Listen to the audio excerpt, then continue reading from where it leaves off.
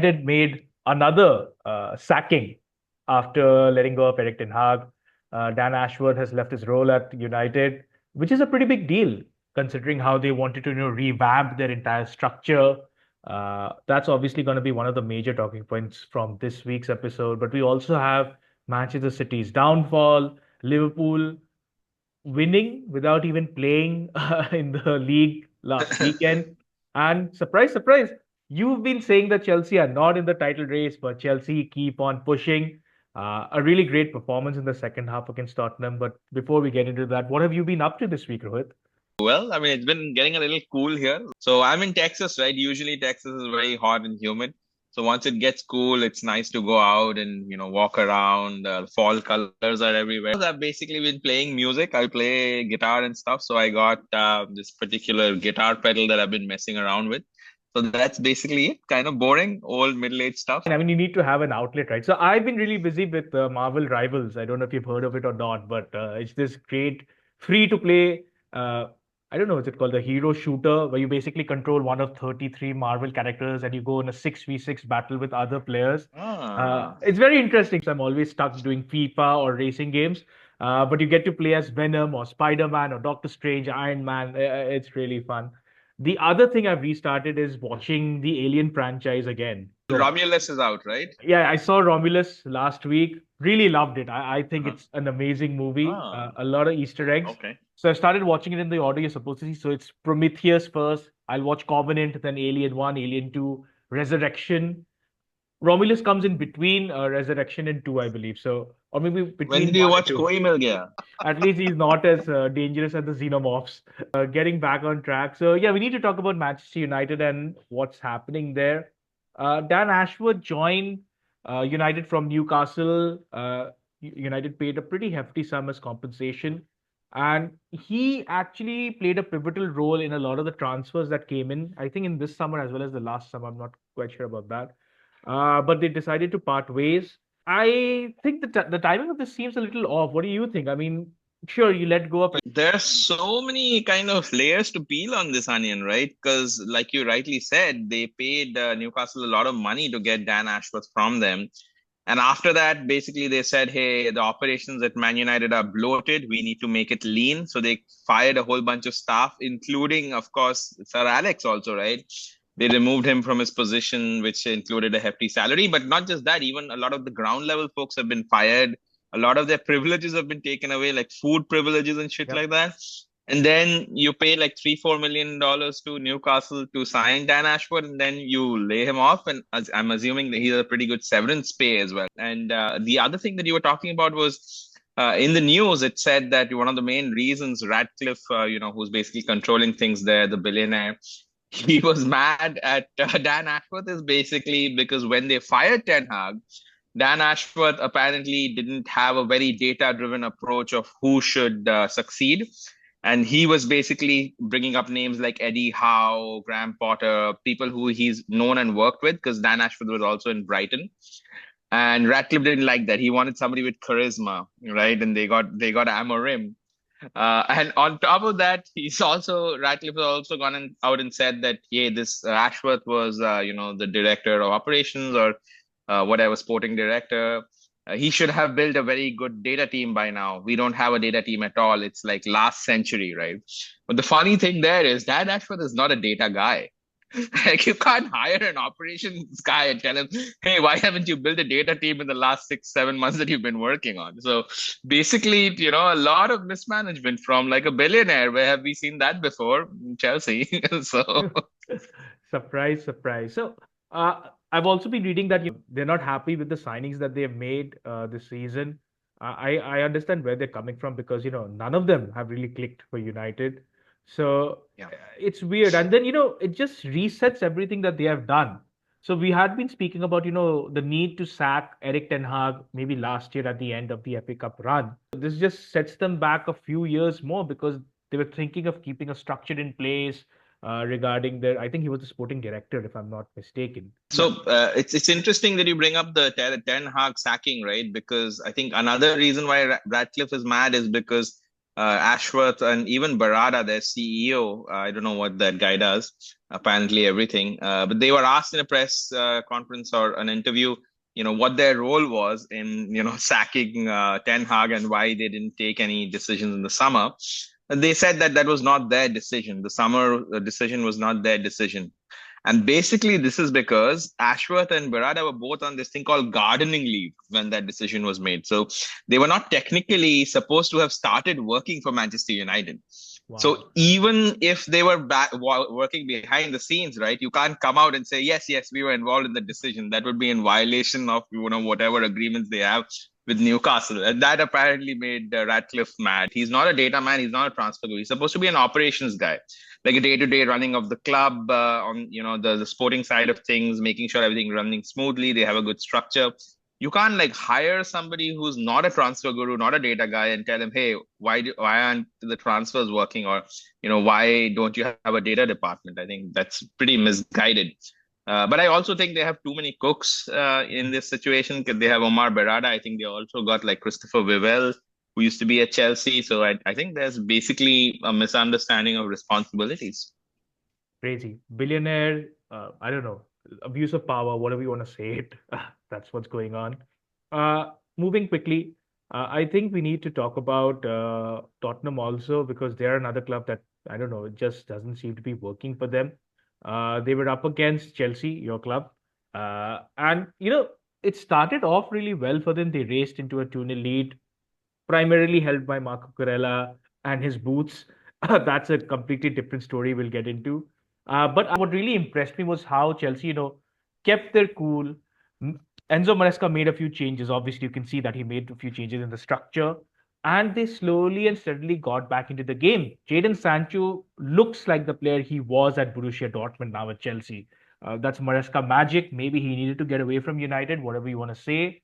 And then you guys completely controlled the game. I saw the second half intently, and Tottenham really weren't in it. They were just trying to. It's damning for somebody like Ange Postecoglou because you see the team leading 2-0 in front of the home fans. You've just beaten Manchester City, I think, a week or two back. Surely you would be in a position, that let's push on, let's beat our rivals. It's a derby of all things, and they just crumble, completely crumble. I mean, it was shocking to see the performance in the second half. Yeah, you bring up the Ipswich, the Man City thing, but they also lost to Ipswich since then, right? So their confidence was not at a high or anything. Let's talk about the fact that they took that 2-0 lead, right? They started off uber aggressive. They pressed us super high, right? And basically that made Kukurea, that was one of the contributing factors to Kukurea slipping, Hmm. right? Being under intense pressure. And they got the 2-goal lead, but that's not something that you can sustain for 90 minutes. You're pressing intensely. Obviously, people get tired, become a little defensive, right? Try and contain Chelsea, but that's not what they did. They tried to keep playing that way, and Chelsea were finding ways through their, press. Once they find the way through the press, you have the likes of Sancho, Palmer, Neto, Jackson. These are dangerous players, right? You have to be practical. That's what I don't get about Tottenham. And on top of that, Ange Postecoglou took the decision to start both Christian Romero and Mickey van de Ven, the foremost centre backs at Tottenham, who are both injured. So you bring two of your centre backs back in such a big game. They're clearly not fully fit because both of them got re-injured. I don't know for how long now. And that just disrupts your entire game plan, right? So it seemed to me like a last-ditch effort for Ange Postecoglou to try and salvage something, put these two guys on the pitch, put their bodies on the line, so to speak, and then they lost. But he was wearing apparently some new New Puma Puma boots boots. and he kept slipping, and I was like, tearing my non-existent hair. But I think he changed his boots and things turned around. Chelsea had some really good performers. I think one of the things I wanted to talk about was Romeo Lavia in the first half was really good. He's got a lot of security on the ball in that number 6 position. He can find people, between the lines. He's very good at those line breaking passes, but he was taken off at halftime. So that segues into how Maresca thinks, right? Because Lavia got a yellow card in that match, and being on a yellow as a defensive midfielder against a very attacking Tottenham line is very difficult. So Maresca did the obvious thing. He took him off. Caicedo was playing right back inverted into midfield, and he got on Lavia. And that also helped us, regain a lot of control in midfield. And then, we know what happened. We came from behind, we were leading. So in terms of Chelsea, a lot of positives, but Tottenham, I really don't know. People are saying it's not Ange Postecoglou. Tottenham are serial losers. I think there's some truth to that, but in the Premier League, you have to be a little more, nuanced in your tactical thinking. It can't just be, one way, my way or the highway kind of, tactical setup. I don't know what you think. Yeah, so we spoke about this, I think, a couple of weeks back also. They have a certain way of playing, which is great. That's brilliant. But you have to make certain changes when things aren't going to work for you. I think you rightly said, playing with both the defenders, Van de Ven and Romero, when they were just returning from injury, was a big risk taken by Postecoglou, and it didn't pay off. But then they have this crazy high back line that they play almost on the halfway line, and they get caught out. This happened last time also. I remember the Chelsea game. I think you guys won that, right? 2-0 or something, where you're down to Yeah, we 10 men. won, and these guys were down to like 9 men or Yeah, yeah, something, yeah. They were right? down They to had 9 men, two people sent off, and they were and they still still kept pushing. playing Yeah, so it's high weird. line. Yeah, And this is, I think, what yeah. separates the good teams from the average teams. Yeah. We'll talk about Man City later, but somebody like a Pep Mhm. Guardiola, a Jurgen Klopp, obviously right now with Maresca, and we've seen with Arne Slot. They make changes when they see things are not working. They're not scared of taking somebody off at halftime, be it for a performance or be it for changing the tactics. So I think that's something that Postecoglou needs to look at. Now he spoke about being somebody who's won a lot, and he won a lot at Celtic. You only have to worry about, I think, 4 matches against Rangers and vice versa, 4 matches against Celtic. So I think there has to be a little bit of, he has to look at himself and see what he's doing with Tottenham. He can't keep blaming the players because there is obviously a mentality there, but isn't that down to the manager to fix that? Jurgen Klopp fixed it at Liverpool. We were nowhere when he came in. Maresca's doing that with Chelsea right now. Let's talk about the players for a moment because you brought that up, right? And I specifically want to talk about decision making, right? And I'll also use Sancho as an example. Sancho's been doing really well for Chelsea. One of Sancho's best attributes is actually decision making because he's a great connector as an attacking player. He finds those passes. He's really good at combining with 1-2s and finding a through ball behind the defense from that wing position, right? So decision making is one of his strong suits, right? Maybe pace is not.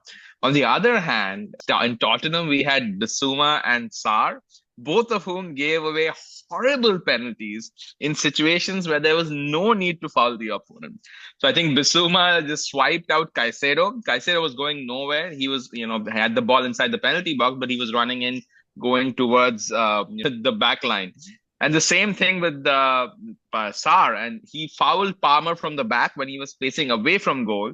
That No threat. that was so incredible to watch. Like a professional footballer does that. He literally, I mean, and I don't understand why he did that. There was no need to do it. Like you see these things happening. I can understand there was a sense of frustration, but you don't take it out in the penalty box, right? Your team will obviously be penalized, and that's what happened. It's really So I think crazy as to what happened. the mental aspect, right? I don't know whether that's down to the coach and the players also have to be culpable, but I think that's often ignored in football, right? Yeah. Like how much mentality matters. Yeah. So we have to now speak about Maresca. They are second in the Premier League after Arsenal drop points, after City drop points. You keep saying they're not in the race. I still think they are in the race because it's just what I think 15 games. We still have almost 2/3 of the season left.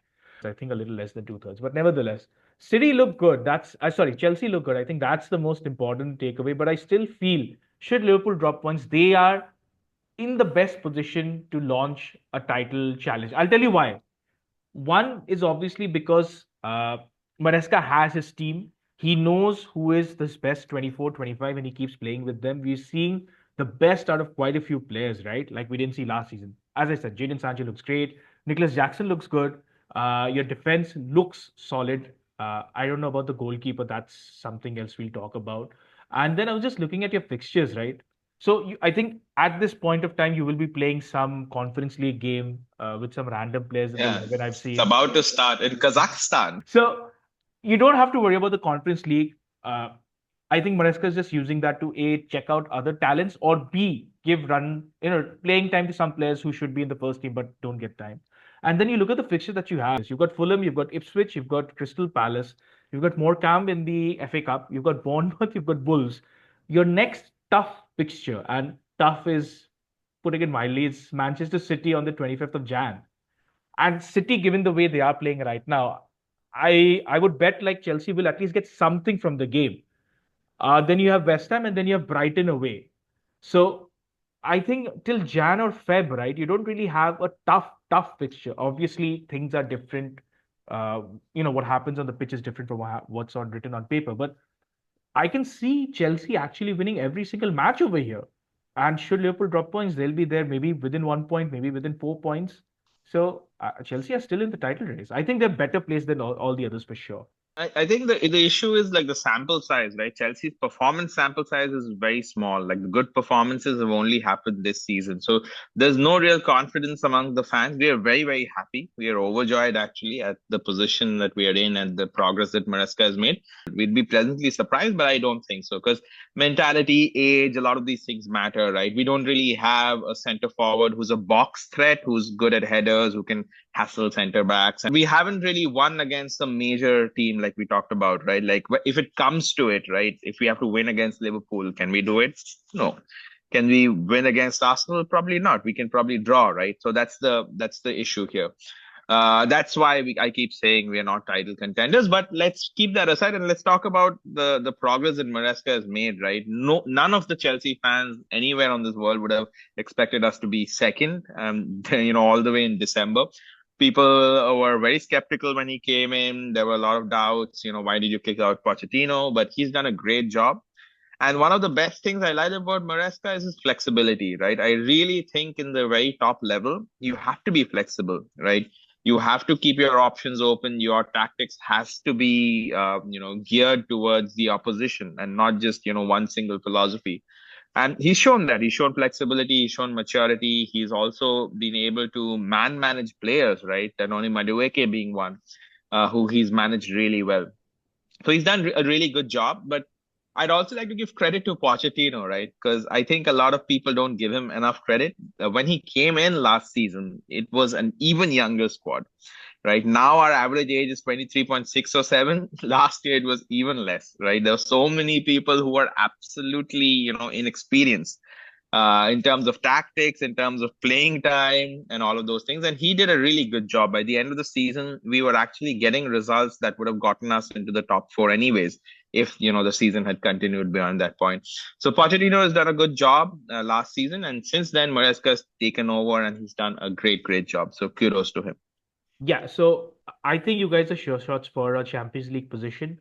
Not too sure about you guys winning something because obviously I don't think he's taking the cup so seriously. But yeah, I think getting back into the Champions League is the most important thing for your club as well as mine. So obviously we'll now talk about Liverpool, who somehow managed to win the weekend. I'm not quite sure.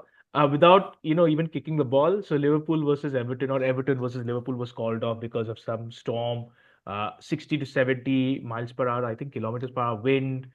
This would have been perfect for Sean Dyche and his Everton team. I read somewhere that he was upset that the match was called off and he was already at the stadium and checking out how the trajectory of the ball would change in the air or something like that. But I think there are positives to this and negatives to this. The negative is obviously we'll need to play an extra game sometime in January or February. Fixture congestion, right? Yeah. But the positive is we needed a bit of a break because we had played so many high intensity games in the Champions League as well as the Premier League. The 3-3 draw against Newcastle felt like a defeat because we were leading. And then I think the players also felt a little tired. Gravenberch has, I think, played every single Premier League game this season and he looks a little spent. McAllister was missing. He was suspended. He gets a very good break. So he did not play against Girona last night, which we won 1-0. He won't be playing against Fulham this weekend because he's suspended for that also. So he gets almost like a 1.5 weeks break. And the other positive thing is we are getting a few players back. So Alisson is back, obviously. He started against Girona. We got Trent back. And we have Chiesa and Diego Jota back in training. So in all probability, they might play in another week and a half. So it all looks good for us right now. Yeah, I didn't think about that, right? Like getting some time off obviously would help you guys going into like this festive season, which is extremely jam-packed. We'll see what happens with the fixture congestion later on, but you made some very good points. In the short term, at least, your players will get a lot of reprise from all of these matches that have been happening. How was the Champions League game? I missed that. Was that like an easy game, or you guys just won 1-0, right? We won 1-0, and it was actually a pretty tough game because Girona had the chances early on. We didn't seem to be playing at our best, but then again, we haven't played a lot of games at our best either. We controlled the game, I think, in the second half. The first half was very equal. Girona could have scored, we could have scored. Things, I mean, it was all right. So the thing is, it wasn't a must-win game for us because of this new Champions League format. We were more or less guaranteed a top eight position. And then, obviously, the bonus of that is that either we can rest a few players for the seventh and eighth game, and we will actually have, I think, a couple of weeks off from Champions League duty because the teams from 8th to 24th will be playing knockout rounds to find out 9th to 24th. So that's a good thing. I would say it was an okay game. We didn't actually extend ourselves as much as, exert ourselves as much as you would have thought. Girona have lost a lot of their good players because I think they finished second or third in the La Liga last season. And it was like a good trip, I would say. Like, we didn't pick up injuries, players looked okay. Mohamed Salah scored another goal. Yeah, it's insane. I think he has 50 goals in the Champions League outright. So crazy. All good for us. The major talking point that come out from the game is Darwin Nunez and Mm. his performance. There were quite a few chances that he got. He hit one straight at the goalkeeper, which was a little difficult. There was this crazy, I think, header that he could have, headed to Curtis Jones, it was, and he completely missed it. And a section of the Liverpool fans are now saying that, it's time, it's done. Nunes should not be part of the team anymore because he's not doing what he's supposed to do, that is score goals. The counterpoint is that obviously you have Mohamed Salah scoring goals, you've got Cody Gakpo scoring goals, you have Luis Diaz scoring a few goals. So maybe Darwin Nunez doesn't need to score. But then what else does he do? He's not a battering ram. He's not a battering ram in front, right? He's not somebody who's physical, Yeah. who's going to win all the headers. Now he has assisted a few goals here and there. He makes those incredible, smart runs behind the back line. But the question is, do we need somebody like a Darwin Nunez in this Arne Slot team who's not dependent Mm. on a center forward? Because at the start of the season, Diogo Jota was our striker in the middle, and he's not physical. He's just good in the air, but he's good at dribbling. He's good at scoring or at least hitting the target, which Nunes obviously seems to miss out. So that's the thing. So half of the Liverpool fans, vented their frustration on Nunes. He came out on Instagram and he said, a lot of fans support me, some don't, but that's fine. I'll keep on pushing. The other half of the fans is like, no, no, no, we should support him because he's our player. This is where it becomes very tricky because you need to be ruthless in football. Why would you keep somebody like a Nunes who isn't scoring, who isn't assisting, who isn't being a menace to the defense? How much money is he on? He's one of the highest paid players. I don't think he's like on the Okay. 100,000 pound. The thing is that you Okay. paid a hefty sum for him. I think we paid 68 million or something. I don't think you can recoup that though, right? Yeah, That's the so issue. that's the thing. Shouldn't we cut our losses? Because what we've seen at Liverpool is we hold on to players. For free. Yeah, we want the best value, but Divock Origi left for a free. Wijnaldum left for a free, and there is a very big possibility that Trent leaves on a free. So Mm. I don't know. And I think James Pierce came out today or yesterday, and he said that a number nine is somebody that your Arnish Slot is has on his wish list. He might have somebody on the wish list, but it doesn't mean he'll get him, as we've seen. So there are Number rumors. nines are so hard to come by now also. Scouting network, you should be able to find somebody that you can, mold and coach, etc. Groom. Mm. Arne Slot's been amazing as a coach. I think every single Liverpool player has become better, barring Darwin Nunez. That's He's a puzzle that even Slot no. can't solve. So this is the thing, right? This entire discussion about Nunez has come about only after the 3-3 draw against Newcastle, where he missed Mm. quite a few gilted chances. And a couple of his passes were just awful, like simple 5 yard straight line arrow passes he missed out. So that was there. Then against Girona, also, the performance wasn't the best. Mm. See, football is such a crazy game. Had we won both those games, right, I'm sure nobody would have been discussing about this. Here's the point of the game. It's a game of fine margins, though, right? Like if Darwin Nunez has put away his chances or maybe made that 5 yard pass against Newcastle, you would have won. So, it goes the other way as well. Yeah, exactly. That's what I'm saying. So that's the only reason this discussion has come up. Like I remember Mhm. after the Forest game, the one that we lost, everybody went crazy. How could we lose to Nottingham Forest?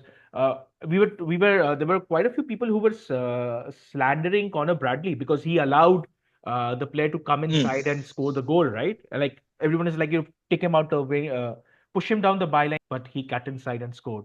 But then once we started winning, everybody's forgotten about it, and then they were saying that Connor Bradley is Trent's replacement. You don't need Trent, you've got Bradley. So if, for example, if Nunes scores a hat trick this weekend, everyone's gonna forget about it. Uh-huh. But this is True. just a short story that will gather steam as the days goes by.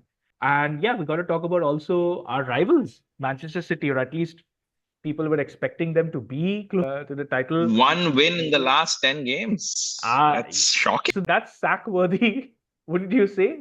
Like I at a mean, big club. but I mean, not for Pep because it's not on him. I think they built the team pretty horribly at this stage. Like, for example, against Juventus, I didn't watch the game. They lost it 2-0, I think. Central midfield partnership was Gundogan and Bernardo Silva. That's unforgivable, right? You don't have any replacement for Rodri in the number 6 position. You got to get like folks who are old and who are not supposed to be playing those positions, who have no defensive nose. I mean, that's horrible, first team planning. So how is this not at least partly on Pep? Isn't he responsible for getting some of these players? Like they spend millions, right? They spend millions on Matthias Nunes, Calvin Phillips. Who else is there? I think and Kovacic. Obviously, he did really well last season. I think that was the first season he joined from Chelsea. He hasn't been that good, but maybe that's because Rodri isn't there. Why did they go for Yeah. Gundogan again? You sold Gundogan to Barcelona. Yeah. Like it's So crazy. if Pep is that involved in transfers, which no coach in the modern age is actually, right? If Pep is involved, then of course he's done a horrible job. But I doubt whether Pep is involved, right? They had the technical director and they have a pretty good scouting team. They just didn't foresee this happening, right? That's pretty short-sightedness. One player, Rodri, gets injured and your team completely collapses. And I mean, there's truth to the fact that Pep has probably also gotten a little tired, right? He's been coaching for so long and winning for so long. He probably wants to take some break and maybe go into international management. So there might be some truth to that.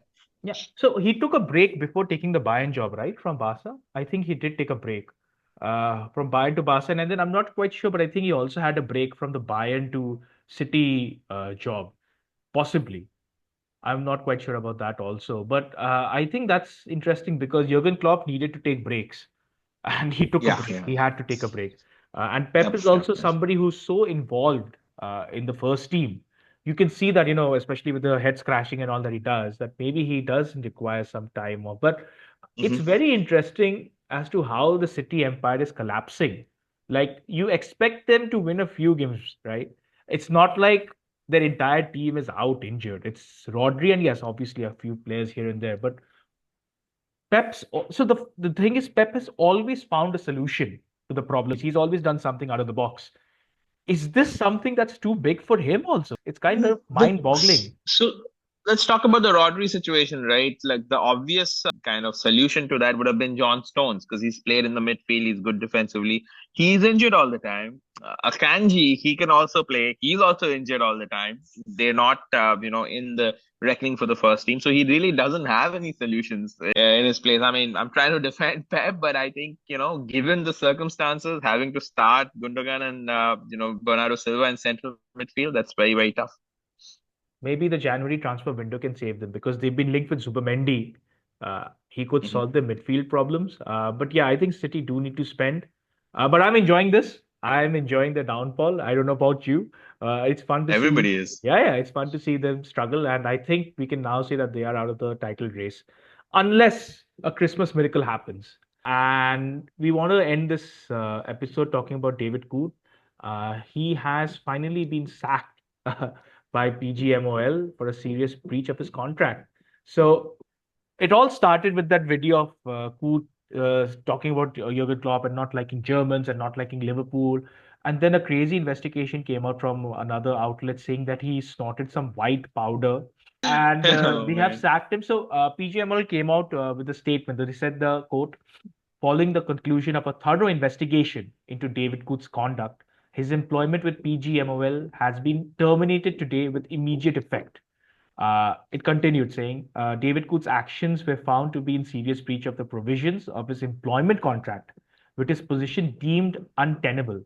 But they did end by saying that they will try to support Coote as much as possible. I think he needs help, and they Yeah, I remain like that. committed. Yeah, and they remain committed to his welfare. I Just wonder what breaking was news. in the employment contract. You can only do 2 lines of cocaine, not three. I think I don't know.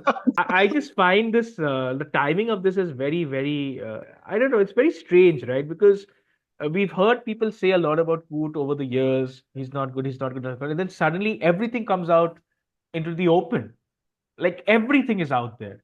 So I'm not quite sure about it, but anyway, we wish the best to Coote because I don't think anybody wants yeah, something agree. this terrible to happen to him. He does. I think he has a family, and obviously, you do need You to. wanted him to come to ISL and be a referee there. I mean, He could do that. Yeah, why he'd not? be So he'd be a celebrity referee now. at least he won't have his biasness against Liverpool there. So there's no Liverpool in the ISL yet. So True, true. we need to see, but I hope things do fall into place for him.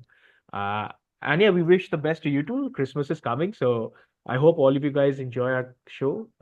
Maybe you guys are playing Marvel Rivals. I don't know. Let us know. Maybe you guys know how to play an instrument. Let Rohit know. And until then, take care. Do like, share, and subscribe to our content, and we'll see you next week.